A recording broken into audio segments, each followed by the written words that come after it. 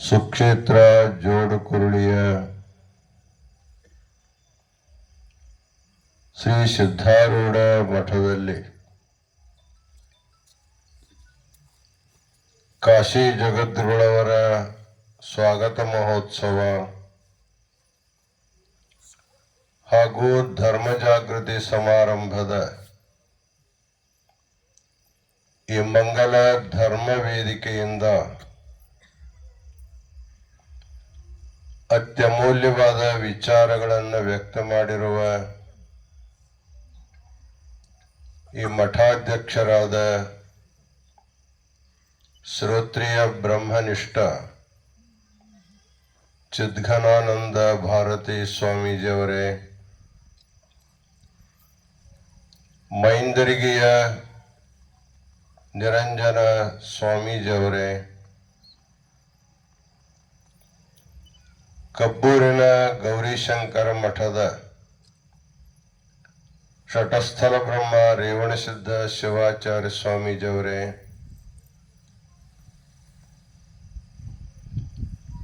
ಶಟಸ್ಥಲ ಬ್ರಹ್ಮ ಈಶ್ವರ ಪಂಡಿತಾರಾಧ್ಯ ಶಿವಾಚಾರ್ಯ ಸ್ವಾಮೀಜಿಯವರೇ, ಈ 10 ದಿನಗಳ ಭವ್ಯ ದಿವ್ಯ ಕಾರ್ಯಕ್ರಮವನ್ನು ಹಮ್ಮಿಕೊಂಡಿರುವ ಸೂರ್ಯಕಾಂತ್ ನಾಯಕ್ ದಂಪತಿಗಳವರೇ, ಇಂದಿನ ಸ್ವಾಗತೋತ್ಸವದಲ್ಲಿ ಹಾಗೂ ಧರ್ಮ ಸಭೆಯಲ್ಲಿ ಪಾಲ್ಗೊಂಡಿರುವ ಸಮಸ್ತ ಸದ್ಭಕ್ತರೇ ಹಾಗೂ ತಾಯಂದಿರೇ,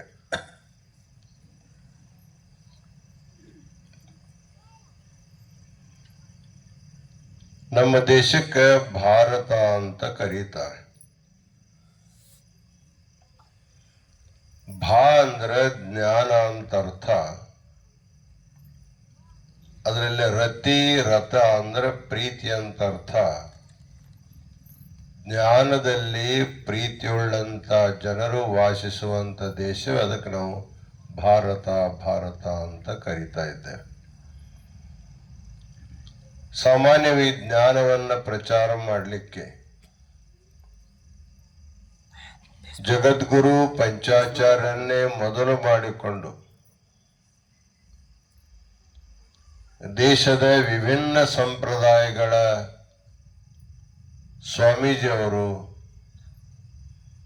ಆರೂಢ ಸಂಪ್ರದಾಯದ ಶ್ರೀಗಳವರು ಕಳೆದ ಅನೇಕ ವರ್ಷಗಳಿಂದ ಪ್ರಚಾರ ಮಾಡ್ತಾ ಬರ್ತಾ ಇದ್ದಾರೆ. ಈ ಜೋಡುಕುರುಳಿ ಗ್ರಾಮದೊಳಗ ಇಷ್ಟು ದೊಡ್ಡ ಸಿದ್ಧಾರೂಢ ಮಠ ಇದ್ದದ್ದು, ಇಲ್ಲಿ ಕೂಡ ಒಂದು ಕೈಲಾಸ ಮಂಟಪ ಇರುವಂತಹದ್ದನ್ನು ನೋಡಿ ಜಗದೊಳು ಬಹಳ ಸಂತುಷ್ಟರಾಗಿ ನಿಮಗೆಲ್ಲ ಅನಂತ ಮಂಗಲ ಆಶೀರ್ವಾದವನ್ನು ದಯಪಾಲಿಸ್ತಾ ಇದ್ದಾರೆ.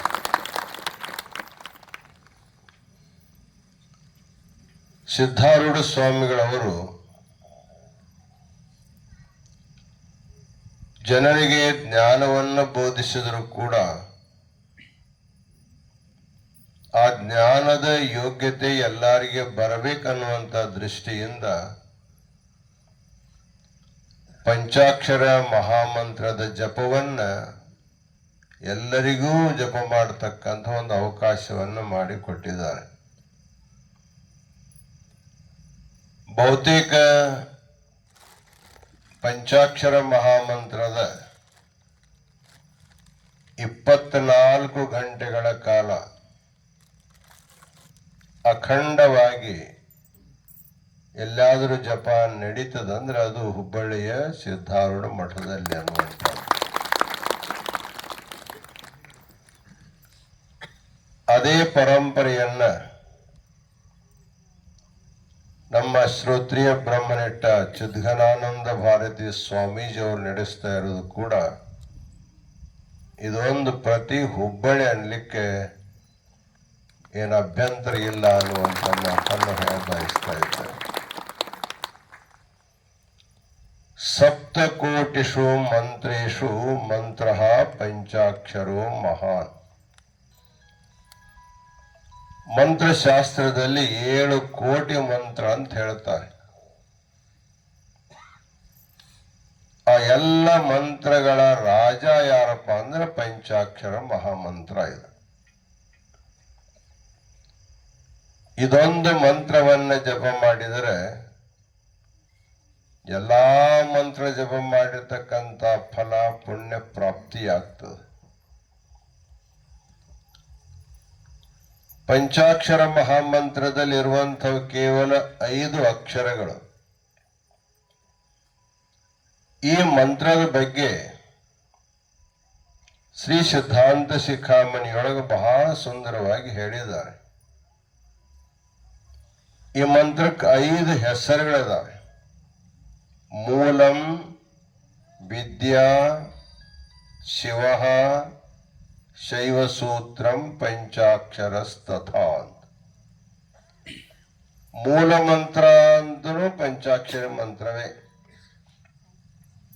ವಿದ್ಯಾ ಮಂತ್ರ ಅಂದ್ರೂ ಪಂಚಾಕ್ಷರ ಮಂತ್ರವೇ. ಶೈವ ಸೂತ್ರ ಅಂದ್ರೂ ಪಂಚಾಕ್ಷರ ಮಂತ್ರವೇ. ಪಂಚಾಕ್ಷರ ಅಂದ್ರೂ ಕೂಡ ಪಂಚಾಕ್ಷರ ಮಂತ್ರವೇ. ಇದಕ್ಕೆ 5 ಹೆಸರುಗಳನ್ನು ಕೊಟ್ಟಿದ್ದಾರೆ. ಇದಕ್ಕೆ ಮೂಲ ಮಂತ್ರ ಅಂತ ಯಾಕೆ ಕರೆದ್ರು ಅಂದ್ರೆ ಎಷ್ಟು ಮಂತ್ರ ಎಲ್ಲಕ್ಕೂ ಮೂಲವಾಗಿರ್ತಕ್ಕಂಥದ್ದಿದೆ. ಇದರಿಂದ ಎಲ್ಲ ಮಂತ್ರಗಳು ಪ್ರಕಟವಾಗಿರುವಂತಹವುಗಳು. ಇದಕ್ಕೆ ಮೂಲ ಮಂತ್ರ ಅಂತ ಕರೀತಾರೆ. ಇದಕ್ಕೆ ವಿದ್ಯಾ ಮಂತ್ರ ಅಂತನೂ ಕರೆದ್ರು. ಯಾರಿಗೆ ಶಿವಜೀವರ ಐಕ್ಯ ಬೋಧಾತ್ಮಕವಾಗಿರ್ತಕ್ಕಂಥ ಜ್ಞಾನ ಬೇಕಾಗಿದೆಯೋ ಅಂಥ ವಿದ್ಯೆಯನ್ನ ಪಡ್ಕೋಬೇಕಾದ್ರೂ ಕೂಡ ಈ ಮಂತ್ರವನ್ನ ಜಪ ಮಾಡಿದರೆ ಆ ವಿದ್ಯೆಯನ್ನ ಪಡ್ಕೊಂಡಿಗೆ ಸಾಧ್ಯ ಅಂತ ತಿಳ್ಕೊಂಡು ಶಿವಜೀವರ ಐಕ್ಯ ಬೋಧಕವಾದ ವಿದ್ಯೆಯನ್ನು ಕೊಡುವಂತ ಮಂತ್ರ ಅಂತ ಇದಕ್ಕೆ ವಿದ್ಯಾ ಮಂತ್ರ ಅಂತ ಕರೆದಾರೆ. ಇದಕ್ಕ ಶೈವ ಮಂತ್ರ ಅಂತಲೂ ಕೂಡ ಕರೀತಾರೆ. ಅಂದ್ರೆ ಶಿವನನ್ನ ತಿಳಿಸುವಂತ ಶ್ರೇಷ್ಠವಾದ ಮಂತ್ರ ಇದು. ಶಿವನನ್ನ ತಿಳ್ಕೋಬೇಕಾದ್ರೆ ಇದೇ ಮಂತ್ರದಿಂದನೇ ತಿಳ್ಕೋಬೇಕು. ಇದಕ್ಕೆ ಶೈವ ಸೂತ್ರ ಅಂತಲೂ ಕೂಡ ಕರೀತಾರೆ.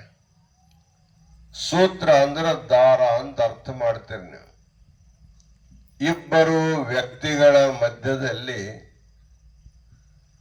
ಒಂದು ದಾರದ ಒಂದು ಚುಂಗನ್ನ ಒಬ್ಬನ ಕೈಯಲ್ಲಿ ಇನ್ನೊಂದು ಚುಂಗ ಇನ್ನೊಬ್ಬನ ಕೊಟ್ರೆ ಅವರಿಬ್ಬರ ಸಂಬಂಧ ಆಗ್ತದೆ.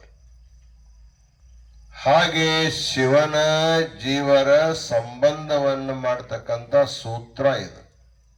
ಇದಕ್ಕೆ ಶೈವ ಸೂತ್ರ ಅಂತ ಕರ್ಕೊಂಬಂದ. ಒಂದು ಮಾತನ್ನು ಯಾವಾಗಲೂ ಹೇಳ್ತಾ ಇರ್ತೀವಿ. ಕಾಶಿಯೊಳಗ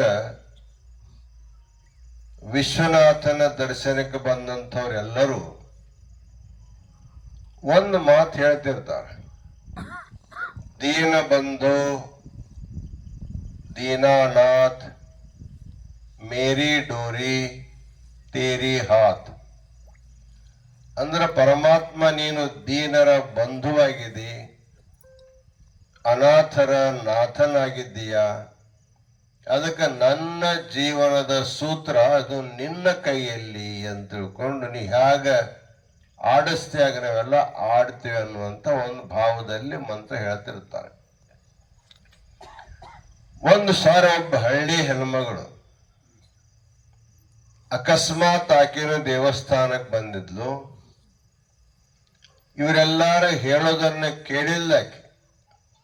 ದೀನ ಬಂಧು ದೀನಾನಾಥ್ ಮೇರಿ ಡೋರಿ ತೇರಿ ಹಾತ್ ಅಂತ ಹೇಳೋದನ್ನ ಕೇಳಿದ್ಲು. ನಾನು ಅನ್ಬೇಕಂತ ತಿಳ್ಕೊಂಡು ಆಕೆ ಅಂದ್ಲು.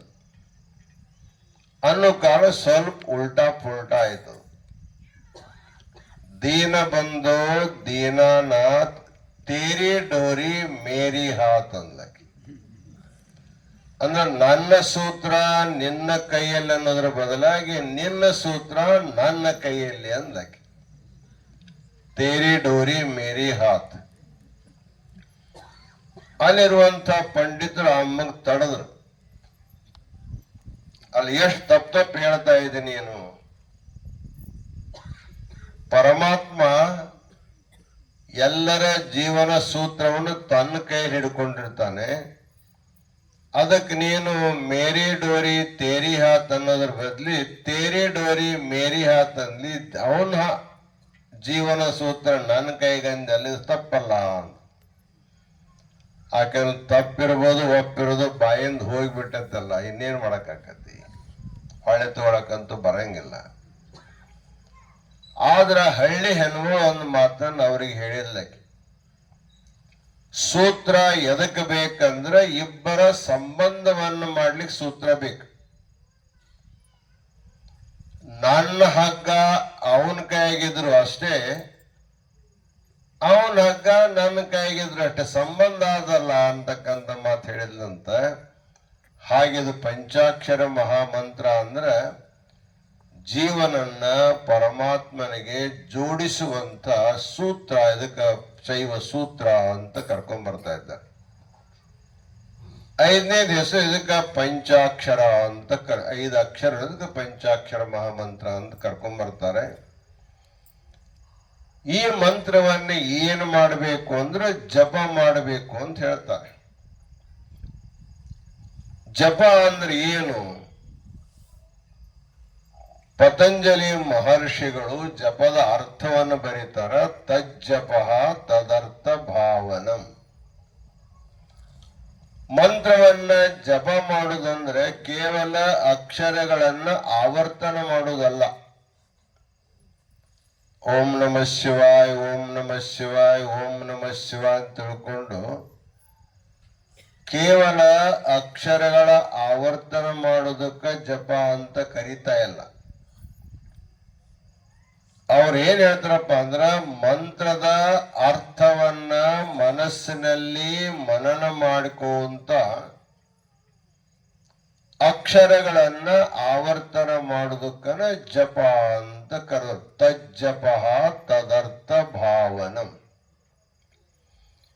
ಯಾವುದೇ ಮಂತ್ರವನ್ನು ನಾವು ಜಪ ಮಾಡಬೇಕಾದ್ರೆ ಆ ಮಂತ್ರದ ವಾಚ್ಯಾರ್ಥವನ್ನ, ಆ ಮಂತ್ರದ ಲಕ್ಷ್ಯಾರ್ಥವನ್ನ ತಿಳ್ಕೊಂಡು ಅರ್ಥವನ್ನ ಮನಸ್ಸಿನಲ್ಲಿ ಮನನ ಮಾಡ್ಕೊಂತ ಆವರ್ತನ ಮಾಡಿದ್ರೆ ಸರಿಯಾದ ಜಪ ಅದು ಫಲವನ್ನು ಕೊಡ್ತದೆ. ಹಾಗಾದ್ರೆ ಪಂಚಾಕ್ಷರ ಮಂತ್ರದ ಅರ್ಥ ಏನು? ಇದು ಸಂಸ್ಕೃತದಲ್ಲಿರ್ತಕ್ಕಂಥ ಮಂತ್ರ. ನಮಃ ಶಿವಾಯ. ಇದರಲ್ಲಿ ಶಿವಾಯ ಅಂದ್ರೆ ಶಿವನಿಗೆ, ನಮಃ ಅಂದ್ರೆ ನಮಸ್ಕಾರ, ಶಿವನಿಗೆ ನಮಸ್ಕಾರ, ಶಿವನಿಗೆ ನಮಸ್ಕಾರ ಅಂತ ಹೇಳ್ದಂಗ.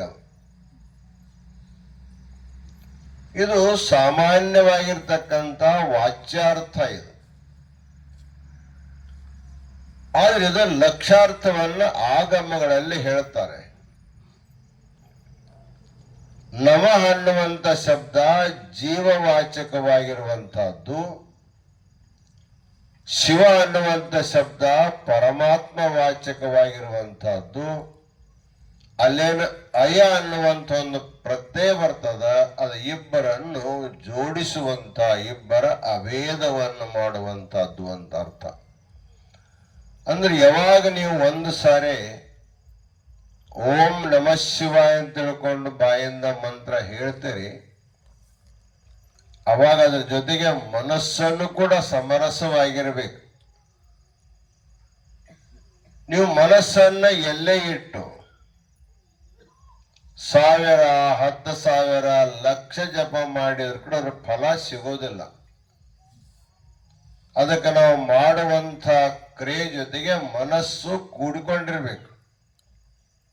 ಅವಾಗ ಅದು ತತ್ಕ್ಷಣದಲ್ಲಿ ಫಲವನ್ನು ಕೊಡುತ್ತಂತ ತಿಳ್ಕೊಂಡು ಮಂತ್ರವನ್ನ ಜಪ ಮಾಡುವಂತ ಸಂದರ್ಭದಲ್ಲಿ ಮಂತ್ರದ ಲಕ್ಷ್ಯಾರ್ಥವನ್ನ ಮನಸ್ಸಿನಲ್ಲಿ ಮನನ ಮಾಡಬೇಕು ಅಂತ ಹೇಳ್ತಾರೆ. ಹಾಗಾದ್ರೆ ಹೇಗೆ ನಾವು ಮಾಡಬೇಕು ಅಂತ ಕೇಳಿದ್ರೆ, ಜಪ ಮಾಡ್ತಕ್ಕಂಥ ನಾನೇನು ಜೀವಾತ್ಮ ಇದ್ದೇನಲ್ಲ, ನಾನು ಪರಮಾತ್ಮ ಸ್ವರೂಪನೇ ಇದ್ದೇನೆ.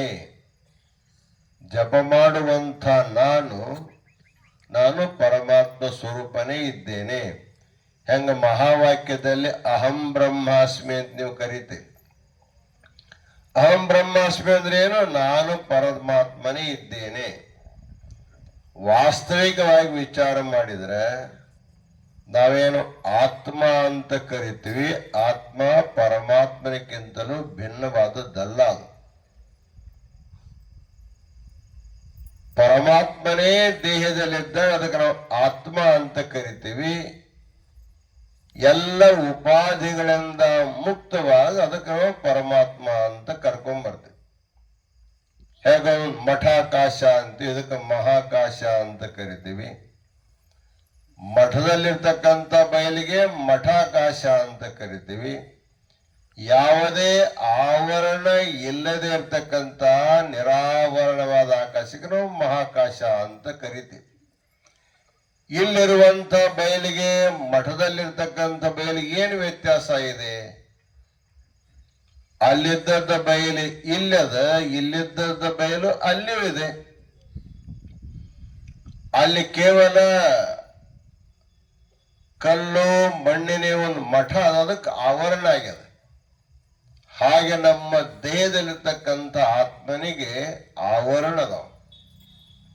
ಸ್ಥೂಲ ಶರೀರದ ಆವರಣ ಇದೆ, ಸೂಕ್ಷ್ಮ ಶರೀರದ ಆವರಣ ಇದೆ, ಕಾರಣ ಶರೀರದ ಆವರಣ ಇದೆ.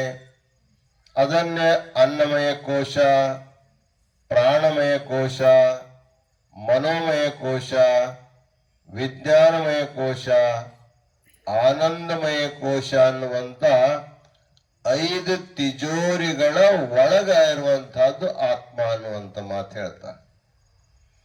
ಹೇಗ ಬಹಳ ಬೆಲೆ ಬಾಳತಕ್ಕಂಥ ವಸ್ತುವನ್ನ ನೀವು ಅಂಗಳದಲ್ಲಿ ಇಡಂಗಿಲ್ಲ. ನಿಮ್ಮಲ್ಲಿ ಬಹಳ ಬೆಲೆ ಬಾಳತಕ್ಕಂಥ ಮುತ್ತು, ರತ್ನ, ಬೆಳ್ಳಿ, ಬಂಗಾರ ಇದ್ರೆ ಎಲ್ಲಿ ಇಡ್ತೀರಿ? ತಿಜೋರಾಗಿ ಇಡ್ತೀರಿ. ತಿಜೋರಿ ಇಡಾಕ ಒಂದ್ ಮನಿ ಮಾಡಿರ್ತೀರಿ ಒಳಗ. ಅದ್ರೊಳಗ ತಿಜೋರೊಳಗೆ ಇನ್ನೂ ಲಾಕಪ್ನಾಗ ಒಳಗಿಟ್ಟಿರ್ತೀರಿ. ಅಂದ್ರೆ ಏನು? ಸಹಸಾ ಯಾರ ಕಣ್ಣಿಗೆ ಕಾಣಬಾರದು ಅಂತ ತಿಳ್ಕೊಂಡು. ಮನಿಯೊಳಗೊಂದು ತಿಜೋರಿ ಮನಿ, ಅದ್ರಾಗ ಒಂದು ತಿಜೋರಿ, ಅದ್ರ ಒಳಗೆ ನಾವಿಟ್ಟು ಲಾಕ್ ಮಾಡಿರ್ತೀವಲ್ಲ. ಯಾಕಂದ್ರೆ ಯಾರ ಕಣ್ಣಿಗೆ ಕಾಣಬಾರ್ದು ಅಂತ ತಿಳ್ಕೊಂಡು. ಹಾಗ ಪರಮಾತ್ಮ ಏನು ಮಾಡಿದ ಅಂದ್ರೆ ಪಂಚಕೋಶಗಳ ಒಳಗ ಆತ್ಮವನ್ನು ಇಟ್ಟಿದ್ದಾನೆ. ಗೀತೆಯಲ್ಲಿ ಹೇಳ್ತಾರೆ, ಇಂದ್ರಿಯಾಣಿ ಪರಾಣ್ಯಾಹು ಇಂದ್ರಿಯೇಭ್ಯ ಪರಂ ಮನಃ ಮನಸಸ್ತು ಪರಾ ಬುದ್ಧಿ ಯೋ ಬುದ್ಧೇ ಪರತಸ್ತು ಸಹ. ಮೊಟ್ಟ ಮೊದಲು ಕಾಣೋದು ದೇಹ, ಅದರಲ್ಲಿರುವಂಥವುಗಳು ಇಂದ್ರಿಯಗಳು. ಅದರ ಒಳಗೆ ಹೋದಾಗ ಮನಸ್ಸು, ಅದಕ್ಕಿಂತಲೂ ಒಳಗೆ ಹೋದಾಗ ಬುದ್ಧಿ, ಅದಕ್ಕಿಂತಲೂ ಒಳಗೆ ಹೋದಾಗ ಅಹಂಕಾರ, ಅದಕ್ಕಿಂತಲೂ ಒಳಗೆ ನಾವು ಹೋದಾಗ ಆತ್ಮ ಅನ್ನುವಂಥದ್ದಿರ್ತನ್ನುವಂತ ಮಾತು ಹೇಳ್ತಾರಲ್ಲ. ಹಾಗೆ ನಾವು ಅನಾತ್ಮಗಳನ್ನ ದೂರೀಕರಿಸಿ ಸತ್ತು ಚಿತ್ತು ಆನಂದ ರೂಪ ಇರ್ತಕ್ಕಂಥ ನನ್ನ ಆತ್ಮವೇ ಪರಮಾತ್ಮ ರೂಪ ಅಂತ ತಿಳ್ಕೊಂಡು ಒಂದು ಮಂತ್ರ ಅನ್ನೋ ಕಾಲಕ್ಕೆ ಇಷ್ಟು ಮನಸ್ಸಿನಲ್ಲಿ ನಮ್ಮ ಭಾವನಾ ಬಂತು ಅಂದ್ರೆ ಆ ಮಂತ್ರ ಜಪದಿಂದಲೇ ಜೀವಾತ್ಮ ಮುಕ್ತಿಯನ್ನು ಪಡ್ಲಿಕ್ಕೆ ಸಾಧ್ಯ ಅನ್ನುವಂಥ ದೃಷ್ಟಿಯಲ್ಲಿ ಸಿದ್ಧಾರೂಢ ಸ್ವಾಮಿಗಳವರು ತಿಳಿಯುವಂಥವರಿಗೆ ವೇದಾಂತ ಹೇಳ್ತಾ ಇದ್ರು. ಆ ತಿಳ್ಕೊಳ್ತಕ್ಕಂಥ ಯೋಗ್ಯತೆ ಬರಬೇಕಂತ ತಿಳ್ಕೊಂಡು ಸಾಮೂಹಿಕವಾಗಿ ಎಲ್ಲರಿಗೂ ಕೂಡ ಮಹಾಮಂತ್ರವನ್ನು ಜಪ ಮಾಡ್ಲಿಕ್ಕೆ ಹೇಳ್ತಿದ್ರಲ್ಲ.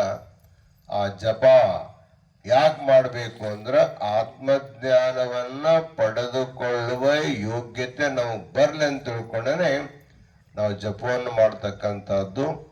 ಅಂಥ ಜಪದ ಪರಂಪರೆಯನ್ನ ಬಹಳಷ್ಟು ಕಡೆಗೆ ಜಪ ಮಾಡಬೇಕಾದ್ರೆ ಗೋಪನೀಯವಾಗಿ ಮಾಡಬೇಕಂತ ಹೇಳ್ತಾರೆ. ನೀವು ಮಾಡುವಂತ ಜಪ ಇನ್ನೊಬ್ಬರಿಗೆ ಕೇಳಬಾರದು ಅಂತ ಕೂಡ ನಿಯಮ ಇದೆ. ಆದರೆ ವಾಚಕ ಜಪಕ್ಕೂ ಕೂಡ ಮಹತ್ವ ಹೇಳೋದ್ರಿಂದ ನೀವು ಮಾತಾಡ್ತಕ್ಕಂತ ನೀವು ಹೇಳುವಂತ ಮಂತ್ರ ಇನ್ನೊಬ್ಬರಿಗೆ ಕೇಳಿದ್ರು ಕೂಡ ಅವ್ರಿಗೂ ಪುಣ್ಯ ಬರುತ್ತೆ, ಅವ್ರ ದೋಷ ದೂರ ಆಗುತ್ತೆ ಅಂತಕ್ಕಂಥ ದೃಷ್ಟಿಯಲ್ಲಿ ಬಹಿರಂಗದಲ್ಲಿ ಮಂತ್ರವನ್ನ ಜಪ ಮಾಡತಕ್ಕಂಥ ಪದ್ಧತಿ ಕೂಡ ಶಾಸ್ತ್ರದಲ್ಲಿ ವಿಹಿತವಾಗಿರೋದ್ರಿಂದ ಆ ಪದ್ಧತಿಯನ್ನ ಸಿದ್ಧಾರೂಢರು ಬೆಳೆಸಿ ಎಲ್ಲರಿಗೂ ಅದನ್ನ ಜಪ ಮಾಡತಕ್ಕಂಥ ವ್ಯವಸ್ಥೆಯನ್ನು ಮಾಡಿಕೊಂಡು ಬಂದಿರೋದ್ರಿಂದ ಯಾವಾಗಲೂ ಜಪತೋ ನಾಸ್ತಿ ಪಾತಕಂ ಅಂತಕ್ಕಂಥ ಮಾತು ಬರ್ತದೆ. ಆಗ ಮನೆಯಲ್ಲಿ ಕಸಬರಿಗಿದ್ರೆ ಮನೆ ಯಾವಾಗಲೂ ಸ್ವಚ್ಛವಾಗಿರ್ತದೆ. ಹಾಗೆ ನಿಮ್ಮ ಬಾಯಲ್ಲಿ ಪಂಚಾಕ್ಷರ ಮಂತ್ರ ಯಾವಾಗಲೂ ಬರ್ತಾ ಇದ್ರೆ ನಿಮ್ಮ ಮನಸ್ಸು, ನಿಮ್ಮ ವಾಣಿ, ನಿಮ್ಮದು ಎಲ್ಲವೂ ಪವಿತ್ರವಾಗಿರ್ತಕ್ಕಂಥ ದೃಷ್ಟಿಯಲ್ಲಿ ಮಂತ್ರ ಜಪವನ್ನು ಹೇಳ್ಕೊಂಡ್ ಬಂದಿದ್ದಾರೆ. ಅಂಥ ಶ್ರೇಷ್ಠವಾದ ಮಂತ್ರ ಜಪವನ್ನ ಸಕೃದುಚ್ಚಾರ ಮಾತ್ರೇಣ ಪಂಚಾಕ್ಷರ ಮಹಾಮನೋ.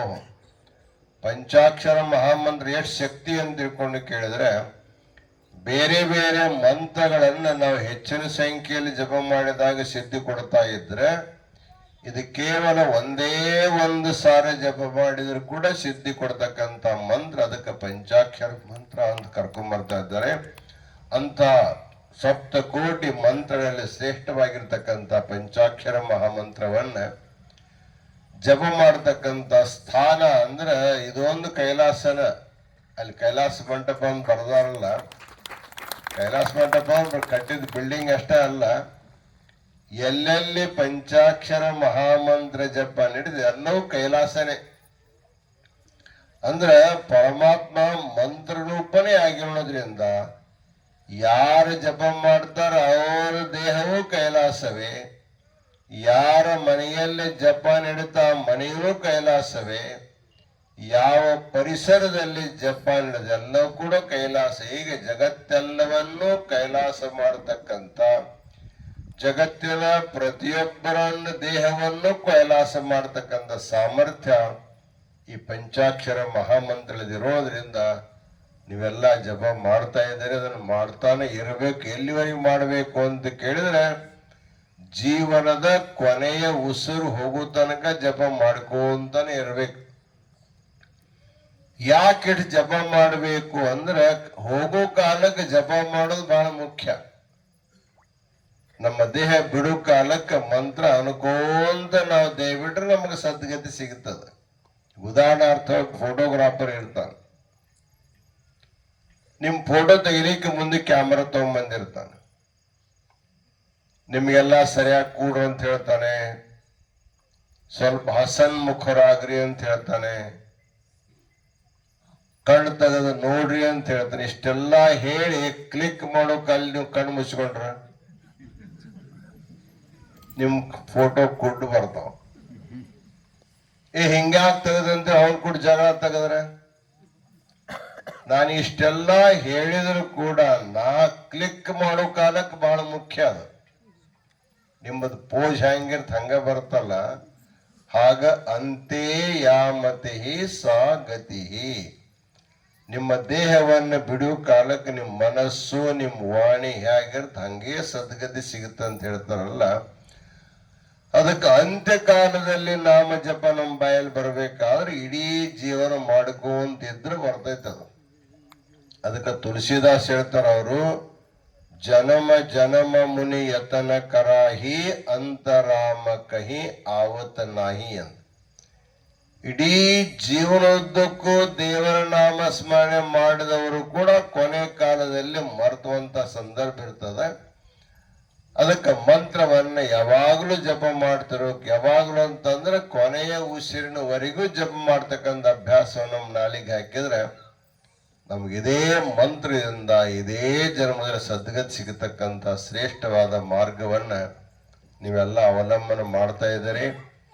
ವಿಶೇಷವಾಗಿ ನಮ್ಮ ಚಿದ್ಗಾರಾನಂದ ಭಾರತೀ ಸ್ವಾಮೀಜಿಯವರು ಈ ಪರಿಸರ ಇಷ್ಟು ಸುಂದರವಾಗಿರ್ತಕ್ಕಂಥ ವಿಶಾಲವಾದ ಪರಿಸರದಲ್ಲಿ ಪ್ರತಿ ಹುಬ್ಬಳ್ಳಿಯನ್ನ ಸ್ಥಾಪನೆ ಮಾಡಿದ್ದಾರೆ. ನಾವೆಲ್ಲ ಸಿದ್ಧಾರೂಢರ ಮೂರ್ತಿಯನ್ನು ನೋಡಿದ್ವಿ. ಅಲ್ಲಿದ್ದಂಗೆ ಇಲ್ಲಿ ಕೂಡ ಸುಂದರವಾದ, ಅಷ್ಟೇ ಸುಂದರವಾದ ಮೂರ್ತಿ ಕೂಡ ಇದೆ. ಅಲ್ಲಂಗೆ ಕೈಲಾಸ ಮಂಟಪ, ಇಲ್ಲೂ ಕೂಡ ಕೈಲಾಸ ಮಂಟಪದ. ಕೈಲಾಸ ಮಂಟಪ ಇರ್ತಕ್ಕಂಥ ನೀವೆಲ್ಲ ಶಿವಗಣರೇ ಅನ್ನುವಂಥ ಮಾತನ್ನ ಈ ಸಂದರ್ಭ ತಿಳಿಪಡಿಸ್ತಾ ಸಮಯ ಅಧಿಕ ಆಗಿದೆ. ನಾಳೆಗೆ ಪ್ರಾತಃ ಕಾಲದ ಇಷ್ಟಲಿಂಗ ಪೂಜೆಯಲ್ಲಿ ನೀವೆಲ್ಲರೂ ಪಾಲ್ಗೊಳ್ರಿ. ಅವಾಗಲೂ ಕೂಡ ಸ್ವಲ್ಪ ಆಶೀರ್ವಚನ ನಿಮಗೆಲ್ಲ ದಯಪಾಲಿಸ ಸಾಧ್ಯ ಅನ್ನುವಂಥ ಮಾತನ್ನು ತಿಳಿಸಿ, ಇವತ್ತಿನ ನಮ್ಮ 10 ದಿನಗಳ ಏನು ಕಾರ್ಯಕ್ರಮ ಇದೆ, ಆ 10 ದಿನಗಳ ಕಾರ್ಯಕ್ರಮದಲ್ಲಿ ಬಹಳ ಭವ್ಯವಾದ ಕಾರ್ಯಕ್ರಮ ನೀವೆಲ್ಲ ಮಾಡಿದ್ದಕ್ಕೆ ಅತ್ಯಂತ ಸಂತುಷ್ಟರು, ನಿಮಗೆಲ್ಲ ಆಶೀರ್ವಾದವನ್ನು ಮಾಡ್ತಿದ್ದೇವೆ. ಇದಕ್ಕೆಲ್ಲ ನಮ್ಮ ಸೂರ್ಯಕಾಂತ ದಂಪತಿಗಳ ಒಂದು ಪ್ರಯತ್ನ, ಚಿದ್ಗಣಾನಂದ ಸ್ವಾಮಿಗಳವರು ಅದಕ್ಕೆ ಪ್ರೋತ್ಸಾಹ ಕೊಟ್ಟಿದ್ದಕ್ಕೆ ಇಷ್ಟೆಲ್ಲ ಚೆನ್ನಾಗಿ ಆಗಿದೆ ಅನ್ನತಕ್ಕಂಥ ಮಾತನ್ನು ತಿಳಿಸಿ, ಈ ಕಾರ್ಯಕ್ರಮ ಪಾಲ್ಗೊಂಡಿರ್ತಕ್ಕಂಥ ಅಂಬಿಕಾನಗರದ ಶ್ರೀಗಳವರಿಗೆ, ಕಬ್ಬೂರಿನ ಶ್ರೀಗಳವರಿಗೆ, ಮಂದಿರಿಗೆ ಶ್ರೀಗಳಿಗೆ ನಿಮ್ಮೆಲ್ಲರ ಶುಭವನ್ನು ಕೋರಿ ಈ ಆಶೀರ್ವಚನಕ್ಕೆ ವಿರಾಮ ಕೊಡ್ತಾ ಇದ್ದೇವೆ. ಓಂ ಶಾಂತಿ ಶಾಂತಿ ಶಾಂತಿ. ಜೈ ಮಂಗಲಂ, ಜೈ ನಮಃ.